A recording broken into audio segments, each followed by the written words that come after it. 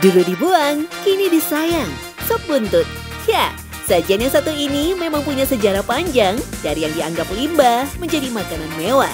Tetapi buntut tak sendirian. Kepala kambing yang dulu justru jadi sesaji, kini menjadi kuliner mewah dengan rasa yang memikat. Apa sebenarnya rahasia di balik itu semua?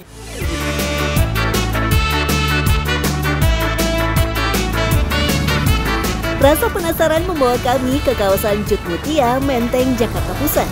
Dengar-dengar nih, di sini ada rumah makan sop buntut legendaris yang sudah berdiri sejak tahun 70-an. Wah, ini dia nih. Waduh.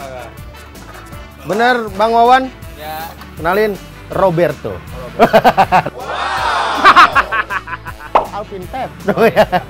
Ini saya tadi nyari-nyari nih dari Cut Mutia. Nah, nyari lapar. Katanya di sini yang paling enak sop buntut Cut Mutia. Nah, sebelum makan saya nanya-nanya dulu boleh ya? Boleh. Nah, ini tuh ceritanya gimana sih kok bisa sampai jualan sop buntut padahal nih ya. Di sini sop buntut ada di sana. Situ juga ada sop buntut, di dekat stasiun juga ada. Nih kenapa nih ceritanya? Boleh dijelasin nggak jualan sop buntut? Dulu sih ada nenek, namanya nenek. Dulu dia buka nasi padang. Oh, nasi padang dulu. Terus 70. tahun 70-an. Iseng-iseng bikin sop buntut. Oh, itu padang sama nasi buntut nih. Sop buntut ceritanya. Terus? Nah, sop buntutnya yang laku. Nasi padangnya ya biasa aja. Wah, unik juga ya. Dari nasi padang, banting setir jadi usaha sop buntut. Memang dalam beberapa catatan, sop buntut sendiri hadir di tanah air sebagai hidangan kelas atas. Bahkan di tahun 1974, hanya Hotel Borobudur saja yang menyajikannya. Tetapi karena kreativitas masyarakat, sajian ini berkembang dan bisa dinikmati semua lapisan. Dalam satu hari, sop buntut Cut Mutia mampu menghabiskan kurang lebih 60 kg daging. Menunya terbagi dalam dua jenis, biasa dan super. Sop buntut super punya daging yang tebal menempel di antara tulang ekor sapi. Semua diolah menjadi sop buntut rebus, goreng, ataupun bakar.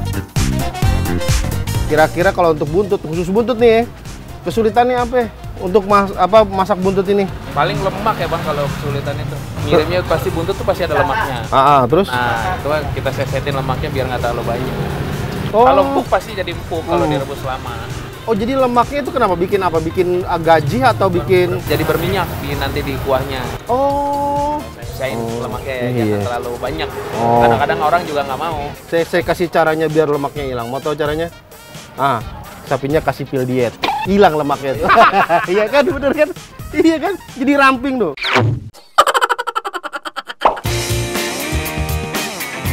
Meski diperkenalkan dari luar negeri, buntut dulunya tidak dilirik oleh para bangsawan yang terbiasa dengan potongan daging mahal seperti sirloin. Muncul pada tahun 1600-an di Inggris, buntut atau oxtail justru dibuang dan dimasak awalnya oleh para pekerja. Memakai teknik slow cooking ataupun dimasak dengan waktu lama, air rebusan buntut justru menghasilkan kaldu yang lezat dan bergizi. Nah, itu biasanya kita buang. Jadi rebusan pertama kita buang. Artinya kita buang itu adalah membersihkan si buntut tersebut. Setelah itu dia cuci dan dia akan ada rebusan kedua. Nah, rebusan kedua ini yang akan jadi cikal bakalnya si buntut tersebut. Setelah dibawa ke Indonesia, sop buntut pun mengalami perubahan bumbu sesuai dengan bahan lokal di Nusantara. Jika di luar negeri buntut diolah dengan saus tomat dan minuman anggur, masyarakat tanah air memilih rempah dan kuah bening yang menyegarkan. Emang kenapa sih kok buntut bisa harganya lebih mahal daripada daging sapi yang lain? Buntut kan terbatas Bang. Oh gitu? Sapi satu. Oh iya ya. Kalau kita mau buntutnya doang, kagak bisa ya? Bisa. Kayak cicak ntar. Makanya dia mahal karena stoknya terbatas ya? Oh, jadi buntut tuh mahal bukan karena Abang Wawan mau naik haji. Cuma emang buntutnya udah terbatas, ya kan? Satu sapi satu, jadinya agak mahal. Mungkin di pasaran sekitar berapa sih Bang? Sekilo? 135-an. Sekilo tuh. Kalau gitu saya nggak jadi makan nih. Uang saya cuma 50.000. Nanti aja, aduh nggak kenyang.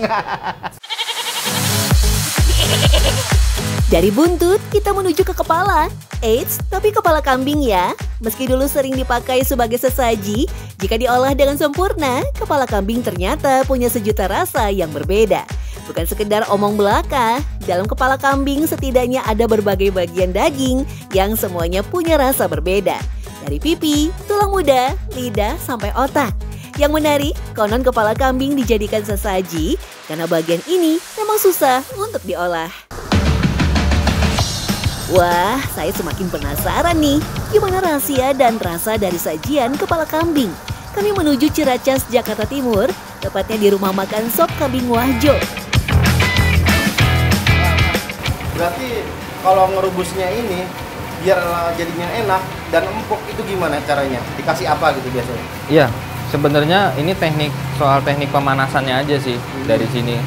Kita nanti habis rebus dari sini, kemudian kita angkat, nanti kita presto. Kita presto, nanti baru kita steam. Steam di tempat steaman.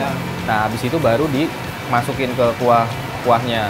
Biar hilang bau perengusan pakai apa? Rempah Iya, apa? kita nanti mau masukin ini nih Mas, ya, rempah-rempah rahasia nih. Wah. Sereh. Nah, sereh. Daun jeruk Ini ya? daun jeruk ya. Setelah perebusan pertama, kepala kemudian dibakar untuk menghilangkan bulu halus yang masih tersisa. Jika sudah cukup, kepala kambing direbus kembali di panci presto sampai empuk. Bumbu kuah kuning dan merah yang nantinya disiram ke kepala kambing pun disiapkan. Oh gitu. Jadi ini full santan ya?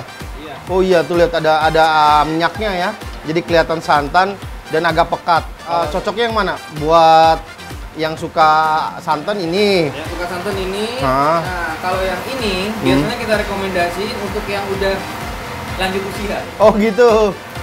Kadar kolesterolnya lebih nggak ada. Oh, karena nggak ada santan kelapa ya. Jadi kalau misalkan bagi yang sudah lanjut usia, yang sudah berumur, bisa cobain yang kuah kuning.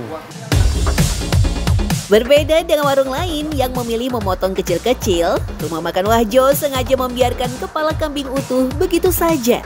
Pembeli pun bisa menikmati sensasi mencari-cari daging dalam tiap sudut, sekaligus menyeruput kuah yang berasap di bagian kepala kambing.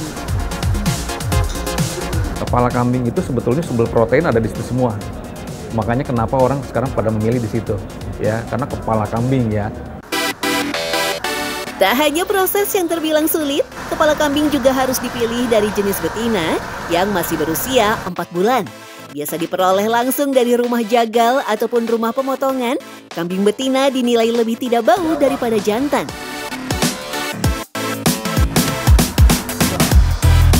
Terlepas dari segala keunikan asal-usulnya, sop buntut dan kuliner kepala kambing menjadi saksi nyata kehandalan juru masak Indonesia.